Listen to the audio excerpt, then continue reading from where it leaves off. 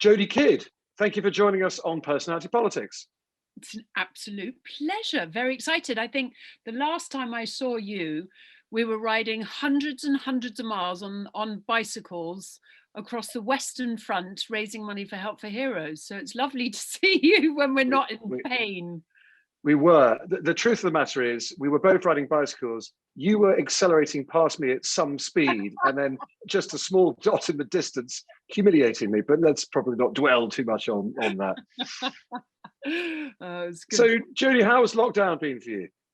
Oh, I mean, this one's been particularly hard. I think it's homeschooling, the weather, it's a number of kind of factors this one's pretty miserable. I think the first one, it was all a bit, oh my goodness, what's going on? And it was, the weather was nice and we could be outside a bit more, and because I'm very luckily out in the countryside, so we've got a bit of space, so feeling very, very blessed for that. But yeah, no, it's been tough, and obviously I've got not obviously, you might not know, but I've got a pub, which is kind of super sad being in the hospitality industry at the moment. Really, really. You're the landlady of the Half Moon pub in Kernford, West Sussex, we should say. Yes, I am indeed. I'm so much pride in that, and saving the pub that was going to be turned into houses, which I found a lot of little pubs, especially rural ones, have been going that way for many, many years, let alone before the pandemic. We were losing 3 a day. So goodness knows how many have closed their doors for good through this last year. So anyway, yeah. So going back to lockdown, it's been tough, and kind of where are we going to go with the pub? Are we going to open? When it's just it's a really tough time. So the pub's been closed probably most of the last 12 months. Is it? Maybe you reopened a bit in the summer and then you had to close down again? Yes, which I didn't open initially, which I just had I had a sneaky feeling there was going to be a second wave as soon as kind of like we went into kind of cold season, that I was a bit hesitant to get all the team off furlough, get the whole pub up and running again, because when there's a really old pub, it's about 400 years old, so when you close it down, and you open it back up, it costs a huge amount of money to get the beer in, to get the food in, to get it alive again, because they have so many characters, these old buildings. So I was a bit reticent of opening it immediately, and for good reason, I suppose. But right at the last moment, for the Christmas push, we thought, right, we have to get a little bit of revenue in. So we did. We opened it up for Christmas, and I think it was only about 2 weeks, and then we got put into zone 4, or so we had to then close up again. So it's very, very tough. And staff all back on furlough again, presumably, and you don't yet know whether you're going to be able to reopen fully, even when the government gives you the all clear. We have no idea. I mean, as soon as we're doing takeaways, and during the first lockdown, we didn't do takeaways because we're so rural, and producing. We've got 2 rosettes, so our food is of a particular level. We're very proud of it, and to produce that food as a takeaway, I was going to have to get a couple of chefs in, and that just didn't balance what we were going to make, and I would have been spending money, so we decided not to do it. But we've kind of changed tack a bit. We've gone less foodie for now, and we've gone kind of more pub grub, which has become more popular, so it's kind of balancing itself out a bit better. Let's talk about your politics then. That's why we're here. You've got quite a bit of political blood, I think that's fair to say. Lord Beaverbrook was a great grandfather, legendary newspaper publisher, Conservative government minister. Would it be fair to say you come from quite a Tory background? Yeah, I mean, very much so. Even though I think that, my father and my grandmother, being the daughter and the grandson of Lord Beaverbrook, I think they were so sick of politics by the time it got to our generation that it was kind of like we weren't too subjected to it, like I can imagine that they were. So I suppose my childhood was very much kind of, we were brought up in the countryside and on a farm. So we weren't, there wasn't a huge amount, but obviously as age has come along very reluctantly, yes, it's become much more prominent. And now, being a business owner and entrepreneur and things like that, I have to say, being a model, it wasn't too important at that time. But now it is. But as a child, I'd say it wasn't as prominent, I would have thought, as my great grandfather's kind of my grandmother and my father. Okay, well, we'll get you to your time as a model and the politics around that. But I have also noticed that your sister has gone on to marry the heir of another very famous Tory politician, the Duke of Wellington. Yeah. So you are surrounded on all sides by political heritage.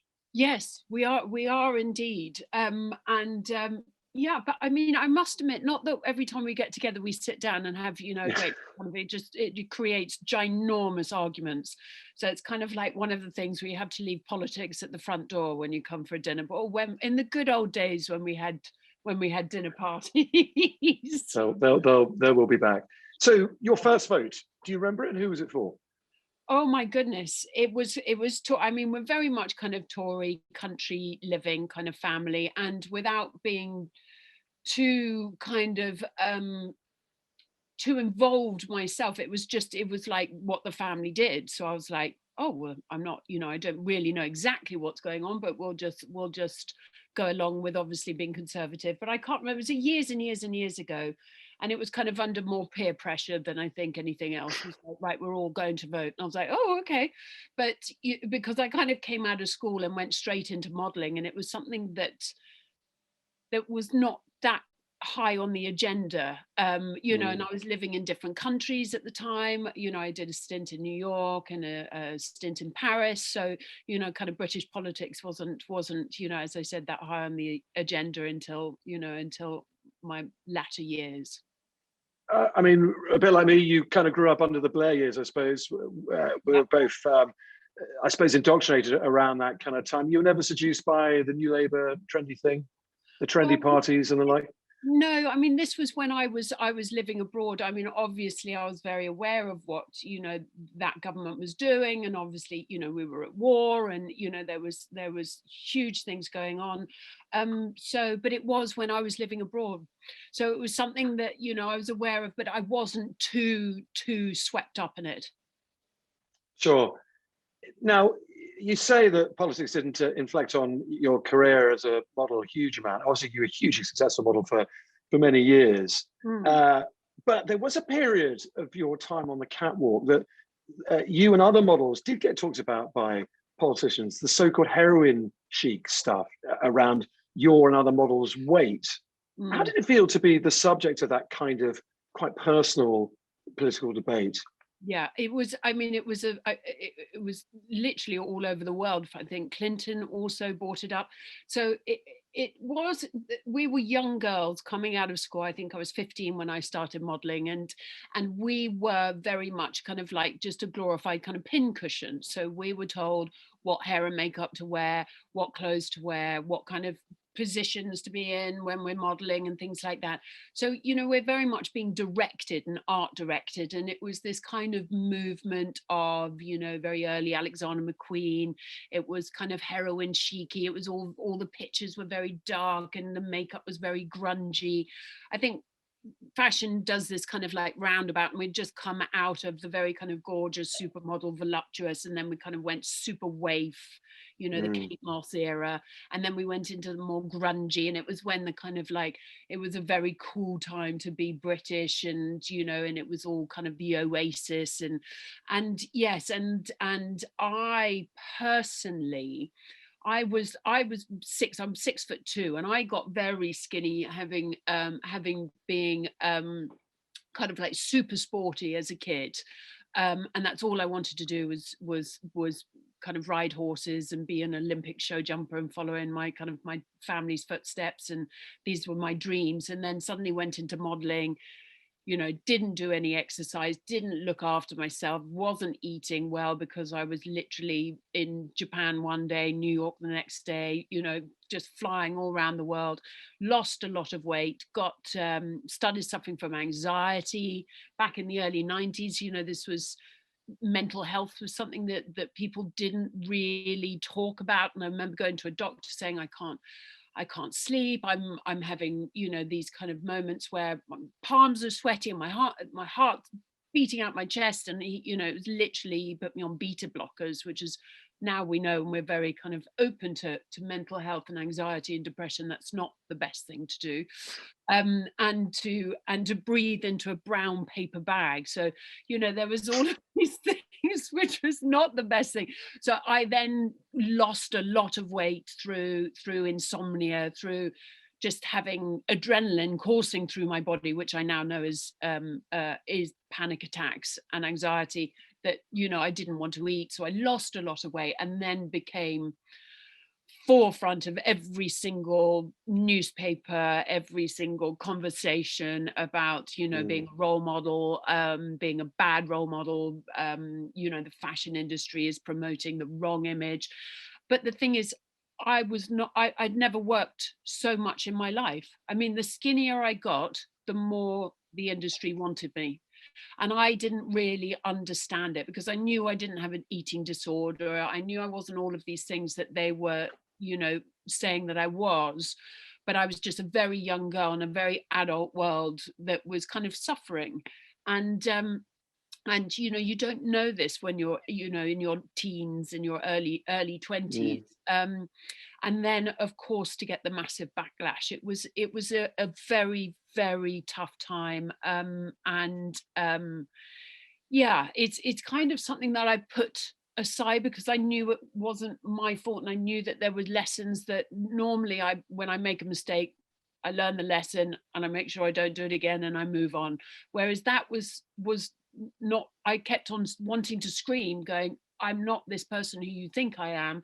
But and so it was a really horrible time. And actually the reason why I gave up modeling, because I just went, I don't want this with my life anymore. And I stopped. I moved back out to the country. I started growing my own vegetables again. I started doing exercise, eating healthy, and slowly over the years kind of like cured myself from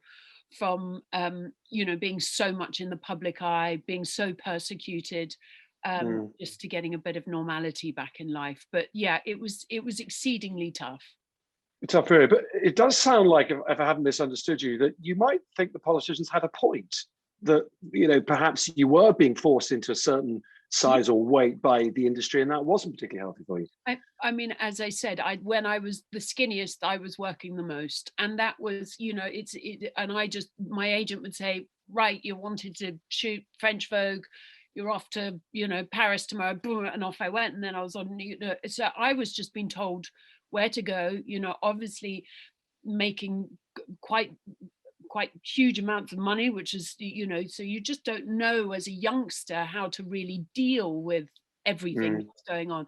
But yes, I mean, the fashion industry will always, for catwalk, use skinnier models, and and it is an age-old argument that will never, I believe, be solved. But it was a very grungy time in Britain at that time. So and I think things have changed so much with social media and things like that I don't think we'll ever go to that place again. Do you think models today are more protected, they're more looked after than they were perhaps when you were doing this 20-25 years ago?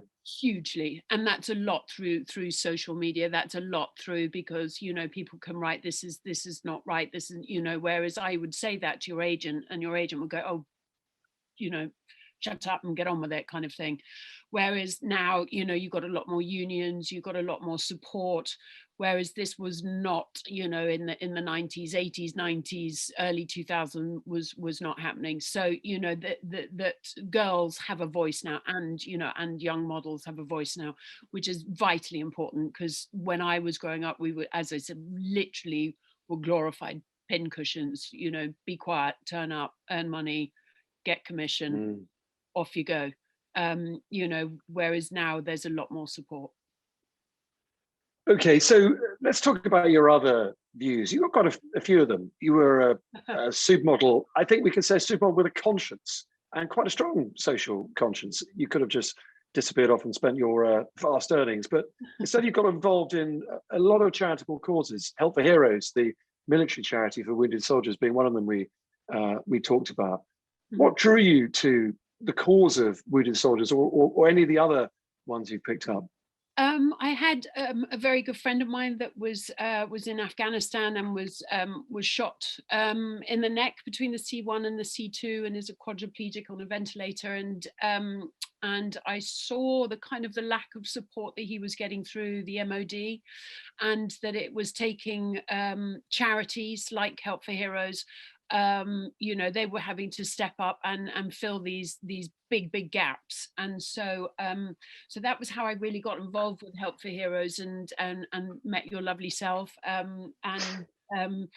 it was driven through the lack of support, and where I went off, because after doing the big battle for bike ride, which we did, I wanted to raise about £250,000 doing, we called it Challenge Kiddo, where I did Kilimanjaro, rode my bike across Burma, I did another huge big challenges, and that was to specifically raise money for the hidden wounds part of Help for Heroes, which is all about mental health, because suffering from anxiety as a youngster, the taboo that it had when I was growing up of having a mental health in the military was something that really hit home.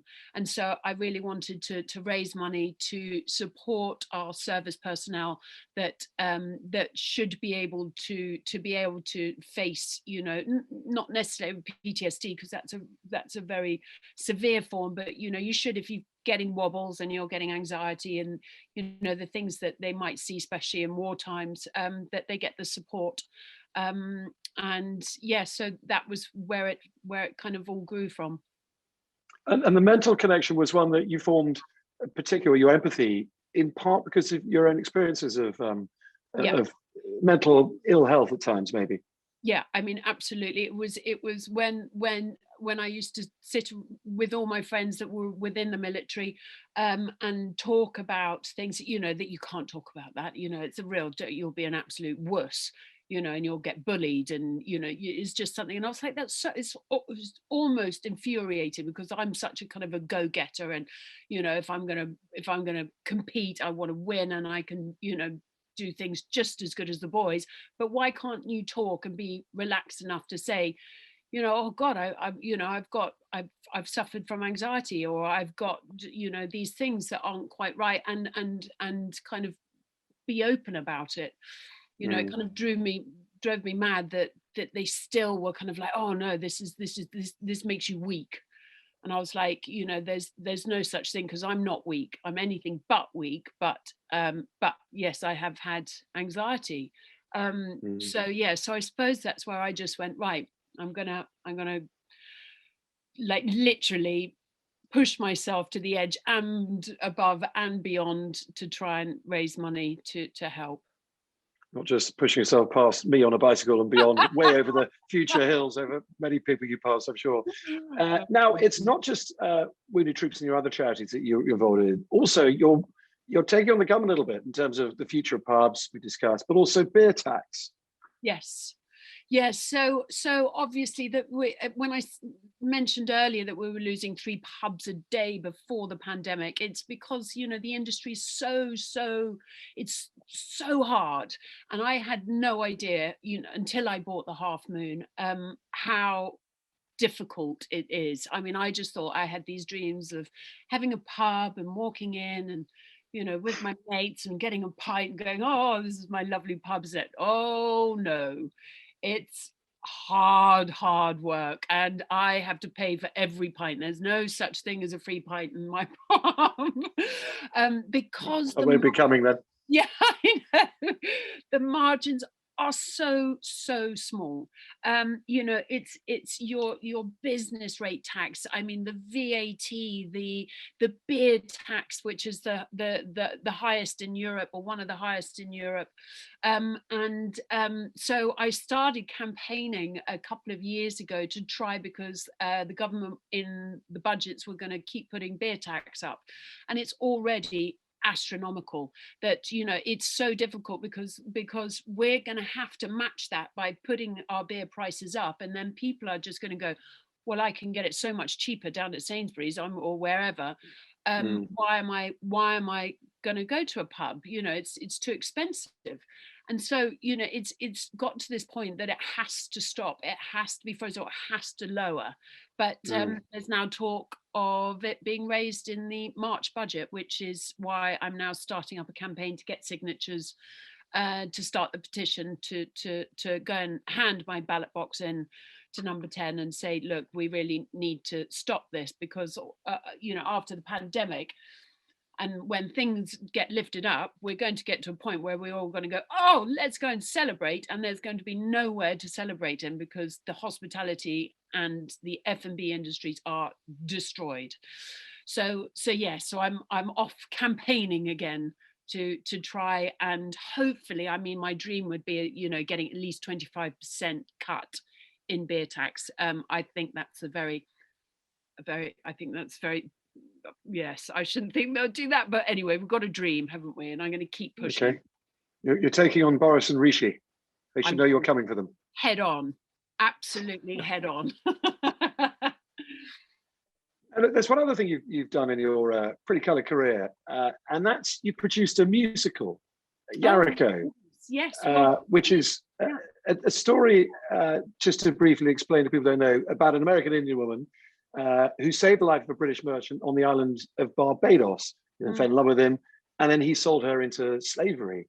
Yeah. Now you have family, I think, in Barbados. Why did you get involved in that?